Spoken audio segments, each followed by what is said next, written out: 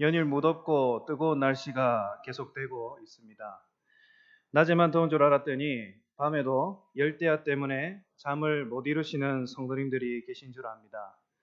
비록 날씨로 인해서 불쾌지수와 땀으로 뒤범벅되어서 살아가지만 만약 이러한 날씨가 계속되는 광야에서의 40년을 우리가 걸어간다면 그 느낌과 기분이 어떻겠습니까?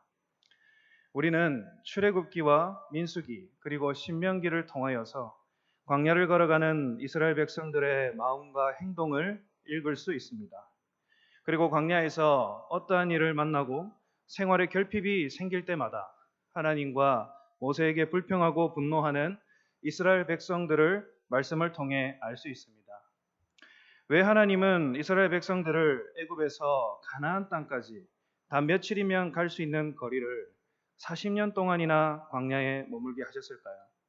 본문을 통해서 이스라엘 백성들과 우리들에게 광야가 주는 의미에 대해 한번 나누어 보고자 합니다. 첫 번째로 광야는 하나님과 깊은 소통을 가지는 기회의 장소입니다. 1절 말씀에 하나님은 이스라엘 백성들에게 너희가 들어갈 땅은 광야가 아닌 젖과 꿀이 흐르는 땅, 가나안이라고 분명하게 말씀하십니다. 그런데 가나안 땅에 들어가기 위한 조건이 있습니다. 그것은 내가 오늘 명하는 모든 명령을 너는 지켜 행하라라는 것입니다. 이 부분을 영어 성경을 직역해 보면 나는 내가 조심스럽게 해야 할 일들에 대해서 명령한다입니다.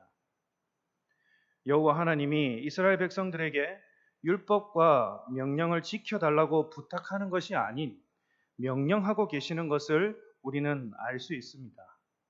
이스라엘 백성들이 하나님의 명령에 순종한다면 너희가 살고 번성하고 그리고 여호와가 주신다고 약속하신 땅 가나안으로 들어갈 것이라고 확언하십니다. 그런데 이스라엘 백성들은 정확히 광야 1세대들은 출애굽하고 난 후에 그리하지 못했습니다. 하나님을 불신했고 불평했으며 하나님을 진노하게 만들었습니다. 그래서 그들은 가나안 땅에 들어가지 못하고 광야에서 죽음을 면치 못했습니다. 분명하게 하나님을 신뢰하고 그 명령에 순종했다면 아마도 그들이 40년 동안이나 되는 광야 생활도 죽음도 순적히 넘어갔을지 모릅니다. 계속해서 2절에서 하나님은 기억하라 말씀하십니다. 2절에 내 하나님 여호와께서 이 40년 동안에 내게 광야길을 걷게 하신 것을 기억하라 말씀합니다. 어쩌면 참으로 힘겹고 고통받았던 40년의 세월이지만 하나님은 40년 광야 생활을 망각하지 말고 기억하라고 하십니다. 여기에는 이스라엘 백성들을 향한 하나님의 뜻이 있는데 2절 말미에 보시면 이는 너를 낮추시며 너를 시험하사 내 마음이 어떠한지 그 명령을 지키는지 지키지 않는지 알려 하심이라 말씀합니다. 계속해서 3절에 너를 낮추시며 너를 줄이게 하시며 라고 말씀합니다. 하나님께서 이스라엘 백성들을 이토록 고생시키시고 명령하신 이유는 그들로 하여금 낮추시게 하기 위함입니다. 낮아져야 비로소 우리 하나님이 보이기 때문입니다. 우리가 등산을 해서 정상에 서게 되면 기분이 어떻습니까? 산을 정복했다는 그런 뿌듯함과 보람이 찾아옵니다. 그리고 산 밑에 펼쳐진 세상을 바라보면 왠지 모를 성취감도 찾아옵니다. 그런데 위를 보지 못합니다.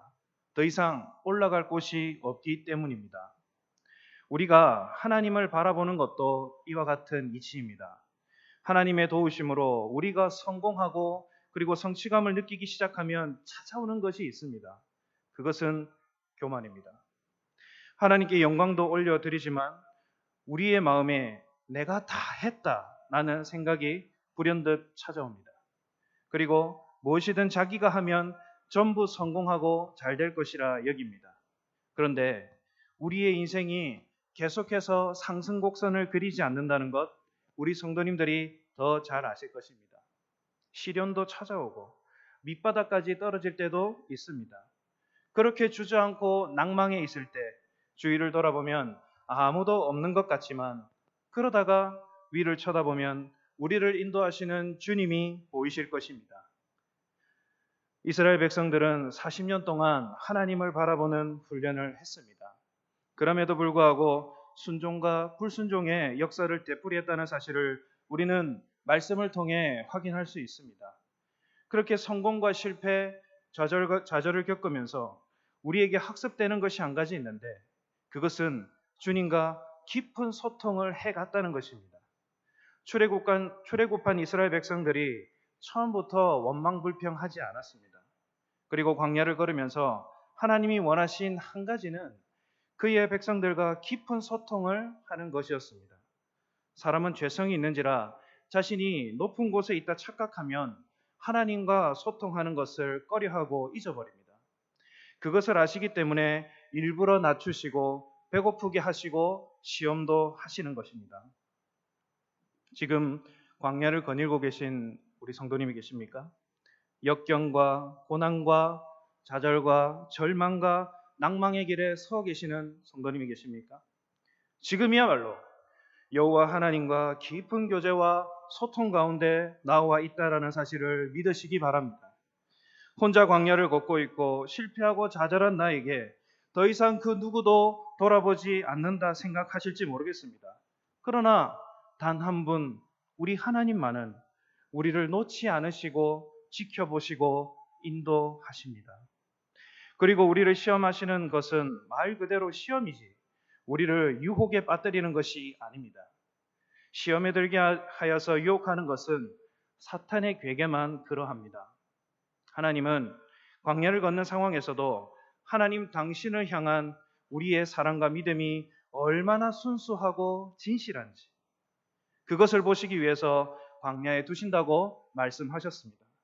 그러므로 광야를 걸어가시면서 나는 지금 하나님 한 분만 사랑하고 있는가? 정말 이 길을 하나님만 의지하며 가는 믿음이 나에게 충만한가? 스스로 자신을 돌아보는 우리 성도님들 되시면 좋겠습니다. 하나님은 오늘 우리와 함께 거니시면서 소통하기를 원하십니다. 그런데 우리 안에 교만이 있다면 하나님과 소통하기는 굉장히 어렵습니다. 왜냐하면 하나님은 교만한 자를 대적하시기 때문입니다. 스스로 낮아지며 어렵고 힘든 광야의 여정에서도 깊은 교제와 소통을 원하시는 하나님만 바라보시는 믿음의 성도님들 되시기를 진심으로 바랍니다. 두 번째로 광야는 하나님의 특별한 공급하심의 장소입니다. 하나님이 이스라엘 백성들을 광야로 보내신 이유는 두 가지입니다. 첫 번째는 하나님을 기억하고 믿음의 연단을 받아야 했기 때문이고 두 번째는 하나님의 은혜의 역사를 맛보기 위함입니다. 3절에 너를 낮추시며 너를 줄이게 하시며 또 너도 알지 못하며 내 조상들도 알지 못하는 만나를 내게 먹이신 것은 사람이 떡으로만 사는 것이 아니요 여호와의 입에서 나오는 모든 말씀으로 사는 줄을 내가 알게 하려 하심이니라 말씀합니다. 출애굽기 16장과 민수기 11장에서 하나님은 광야 생활을 시작한 이스라엘 백성들에게 만나와 메추라기를 내리십니다. 그리고 그 앞에는 목마른 백성들에게 마라의 쓴물이 단물로 변하게 하여 마시게 하셨습니다. 참으로 인자하신 우리 하나님이십니다. 만약 그들이 계속해서 애굽에 남아 있었더라면 하나님의 특별하신 공급함을 경험할 수 있었겠습니까? 어쩌면 경험하기 힘들었을지도 모릅니다. 그 중에는 이러한 공급하심도 계속 되다 보니까 불법과 편법을 쓰는 사람들도 생겨났습니다. 하나님을 경험하고 있음에도 불구하고 은혜를 배신하고 베풀어준 덕을 잊은 사람들도 있었다는 것입니다. 4절 말씀해 보시면 40년 동안에 내 의복이 헤어지지 아니하였고 내 발이 부르트지 아니하였느니라 말씀합니다. 이것은 하나님의 초자연적인 간섭으로 한 벌의 옷과 신발이 찢어지거나 닳지 않았다는 뜻이 아니라 출애굽 때 몰고 간 가축들을 통해서 하나님이 그것으로 필요를 적절하게 채워주셨다는 것, 특별한 공급하심을 해주셨다는 것을 의미합니다. 성도님들, 광야 한가운데서도 우리 하나님의 특별하신 공급이 끊어지지 않았다는 사실을 잊지 마시기 바랍니다. 현재 받아야 할 물질적인 문제가 있으십니까? 하나님이 아시고 채워주실 것이라는 사실을 믿고 나아가는 우리 성도님들이 되셨으면 합니다. 마태복음 7장 9절에서 11절에 너희 중에 누가 아들이 떡을 달라 하는데 돌을 주며 생선을 달라 하는데 뱀을 줄 사람이 있겠느냐? 너희가 악한 자라도 좋은 것으로 자식에게 줄 줄 알거든. 하물며 하늘에 계신 너희 아버지께서 구하는 자에게 좋은 것으로 주시지 않겠느냐 말씀합니다. 우리 아버지 하나님께서 우리로 하여금 구하는 자마다 차고 넘치도록 채워주십니다. 그것이 물질적인 부분이라면, 하나님의 나라를 위한 것이라면 하나님은 그의 나라와 그의 의를 위해 채워주십니다. 영적인 결핍과 공고함이 있는 자에게도 하나님이 만나주시고 반드시 채워주실 것입니다. 성경에 하나님의 특별한 공급하심을 경험한 사람들이 있지만 그 중에서도 엘리야 선지자가 있습니다. 그는 아합 왕 앞에서 3년 반 동안 비가 내리지 않을 것이라 선포합니다. 이쯤 되면 하나님께서 그를 정말 높은 곳에 올리시고 하나님의 역사하심이 드러나지지 않겠습니까? 그러나 그가 만난 것은 3년 반 동안의 그리 시냇가였습니다. 그곳이 그에게는 광야였습니다. 하나님이 보내신 까마귀에게 의존하며 체험을 받는 시기였습니다. 그리고 그 시간이 흐르고 난 뒤에 그가 만난 사람은 사르밧 가보입니다. 이제 내일이면 먹고 죽을 양식만 있는 그 사람에게 하나님의 살아계심을 말하고 계속해서 기름과 그리고 물질을 공급받는 것을 통해서 엘리야는 하나님의 특별한 공급하심을 경험하고 살아계신 하나님을 바라보았을 것입니다. 이렇게 물질적인 부족한 부분을 채우시는 우리 하나님이시지만, 그러나 균형을 이루시는 분도 우리 하나님이십니다. 3절 말미에 사람이 떡으로만 사는 것이 아니요 여호와의 입에서 나오는 모든 말씀으로 사는 줄을 내게 알려 하심이라 말씀합니다. 이 말씀을 인용하신, 정확히는 다시금 마귀에게 말씀하신 분이 예수님이십니다. 예수님이 공생애를 시작하시기 전에 그도 광야로 나아갔습니다. 마가복음 1장 12절에 보면 성령이 곧 예수를 광야로 몰아내신지라 말씀합니다. 얼마나 다급하였으면, 얼마나 급했으면 몰아내실 정도로 예수님을 보내셨겠습니까? 그래서 예수님도 광야에서 40일 동안 금식하며 계실 때에 시험하는 자 마귀가 와서 시험합니다. 마태복음 4장 3절에 내가 만일 하나님의 아들이여든 명하여 이 돌들로 떡덩이가 되게 하라 말합니다. 그러자 예수님께서 4절에 뭐라고 말씀하십니까? 예수께서 대답하여 이르시되 기록하였으되 사람이 떡으로만 사는 것이 아니요 하나님의 입으로부터 나오는 모든 말씀으로 살 것이니라 하였느니라 하시니 라고 말합니다.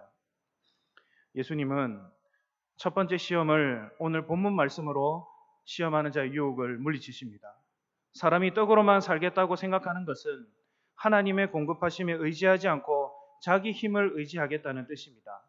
그러나 하나님의 입에서 나오는 모든 말씀으로 사는 존재임을 아는 사람은 나를 의지하지 않고 전적으로 여호와 하나님만 의지하는 것입니다. 하나님이 이스라엘 백성들로 하여금 이것을 깨닫게 하기 위해 광야로 인도하신 것처럼 우리의 삶도 그렇게 인도하십니다. 혹 광야를 거닐고 계십니까? 그렇다면 하나님의 공급하심이 기다리고 있습니다. 두려워하지 말고 특별한 하나님의 은혜를 입는 우리 성도님들 되시기를 진심으로 바랍니다. 마지막 세 번째로, 광야는 온전히 하나님을 경외하고 감사가 넘치는 장소입니다. 6절 말씀입니다. 내 하나님 여호와의 명령을 지켜 그의 길을 따라가며 그를 경외할지니라. 이스라엘 백성들이 온전히 하나님의 명령에 순종해야 했던 이유는 그들이 특별한 공급하심을, 하나님의 은혜를 광야에서 받았기 때문입니다. 하나님이 구름 기둥과 불 기둥으로 인도하시고 율법을 세우시고 만나와 메추라기를 통해 이스라엘 백성들의 식사 문제까지 주관하셨음을 이스라엘 백성들이 하나님을 경외하는 것은 너무나 당연한 일일 것입니다. 그리고 여호와께 감사가 차고 흘러넘쳤을 것입니다. 또한 광야 생활의 궁극적 목적이 이스라엘 백성들이 하나님의 계명을 지켜 행하도록 하고 그것을 그들의 삶의 원리로 삼아서 여호와를 진정으로 경외케 하는 데 있음을 밝히고 있습니다. 그래서 5절 말씀에 너는 사람이 그 아들을 징계한 같이 내 하나님 여호와께서 너를 징계하는 줄 마음에 생각하고라고 말합니다. 여기에 쓰인 징계라는 단어는 원어로 야사르입니다. 이 뜻은 고치다, 교육하다라는 뜻을 가지고 있습니다. 물리적으로 혹은 말을 통해서 마음 자세와 행동을 바람직한 방향으로 돌린다는 것을 의미하는 단어입니다. 우리 하나님께서 이스라엘 백성들을 사랑하지 않으시기 때문에 징계하는 것이 아니라 온전히 여호와만을 경외하고 광야에서 누렸던 감사를 기억해야 했기 때문에 그렇습니다. 성도님들, 우리는 인생의 광야길을 하나님과 함께 내딛고 있습니다. 때로는 불평도 생기고 왜 광야를 허락하시는지 이해가 되다가도 이해가 되지 않는 상황을 우리는 경험합니다. 그럴 때마다 나는 광야 가운데 하나님을 경외하고 있는지, 불평보다는 감사거리를 찾고 있는지 잘 생각해 보아야 하겠습니다.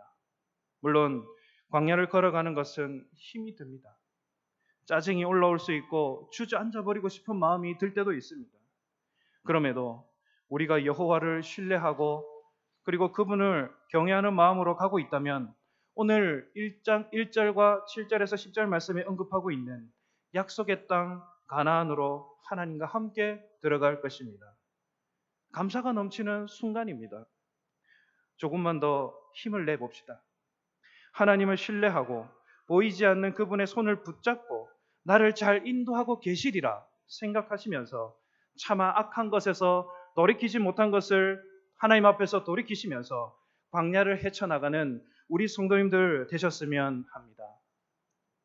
복음 성가 중에 광야를 지나며라는 찬양이 있습니다. 가사가 은혜가 되어서 후렴 부분만 성도님들과 함께 나누고자 합니다. 주님만 내 도움이 되시고 주님만 내 빛이 되시는, 주님만 내 친구 되시는 광야, 주님 손 놓고는 단 하루도 살 수 없는 곳 광야, 광야에 서 있네. 주께서 나를 사용하시려, 나를 더 정결케 하시려 나를 택하여 보내신 그곳 광야, 성령이 내 영을 다시 태어나게 하는 곳 광야, 광야에 서 있네. 우리는 누구나 삶 속에서 예상했든 예상하지 못했든 광야를 맞이합니다. 그런데 광야는 혼자 걸어가지 않습니다. 주께서 나를 사용하시려, 나를 더 정결케 하시려고 성령이 내 영을 다시 태어나게 하는 곳 광야에서 깊은 교제를 나누기를 원하시는 여호와 하나님이 친히 인도하십니다. 그리고 광야는 특별한 공급하심과 감사가 넘치는 장소입니다. 그리하여 하나님이 함께 하시는 광야에서 나를 낮추고 교만하지 말며 더욱더 온전히 하나님만을 경외하는 우리 성도님들 다 되시기를 진심으로 바랍니다.